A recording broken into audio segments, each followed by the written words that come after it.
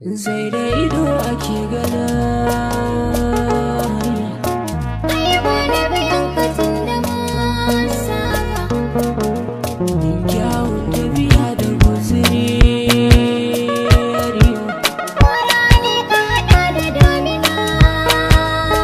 Muna hanya wata rana mai iske sansani. Sai da ido ake gana hanya. A isa ga sansani. Tuni na ji kiran ki gashi na juya. Ƙaunar ka bani ne. Sai yaran ki muna tare ba jinya. Ka ƙara kwarjini. Kauna ce ta damu gashi mun daura. Mun kulle sasari. Ko hanya muka bulle dole ma jera. Mun ƙara kokari. Tattausan lafazi da kin yana da rana daina maji. Mai kamarin na taɓa ka gane man kulla. Shi ke ta kaguwa An harafin sunan ka ba su zan kalla. ma ƙara jituwa.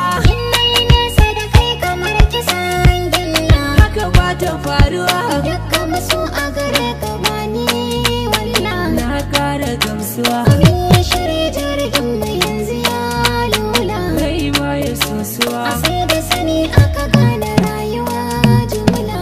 Ya za ta gyara. Na yi shiri haka za na ƙara yin zuma. Kai ne idan gani. Dai zan yi haka ko ke zan cimma. Sole idan wani. Karshe duk aikin kishi zan soma. Amma guna-gune. Zan yaki da shaida soya haka ma. Na daina tagumi.